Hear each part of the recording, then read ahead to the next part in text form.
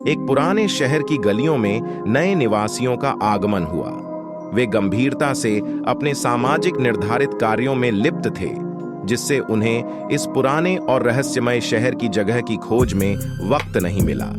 एक दिन उन्हें उनके मित्र प्रिय पड़ोसियों ने हैलोवीन के मौके पर अपने घर में आने के लिए आमंत्रित किया।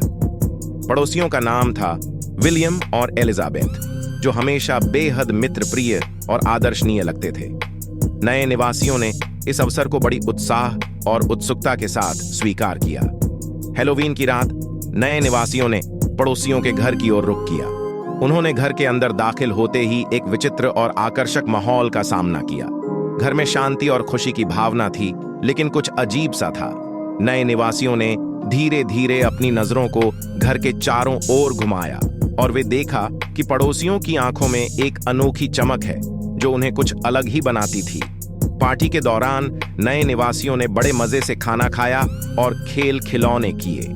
वे अपने पड़ोसियों के साथ अच्छे समय बिता रहे थे, लेकिन धीरे धीरे वे अनोखी आवाजों और विचित्र वातावरण के बारे में सोचने लगे। पार्टी के अंत में नए निवासियों को उनके घर की ओर लौटना था। रात के अंधेरे में वे अपने घर की ओर बढ़ते हुए पड़ोसियों के आशीर्वाद को ध्यान से याद कर रहे थे। जब वे घर पहुंचे तो उन्हें दरवाजे पर एक बूटल समेत एक छोटा सा पर्चा मिला। छोटे से पर्चे पर लिखा था, हमें आशा है कि आपने रात का आनंद लिया। हमें फिर से आपका साथ चाहिए। नए निवासियों ने विचार किया कि यह संदेश किसी खिलवाने का हो सकता है, लेकिन फिर भी उन्होंने उसे ध्यानपूर्वक पढ़ा। अगले कुछ दिनों में नए निवासियों को पड़ोसियों के बारे में कुछ अजीब लगने लगा।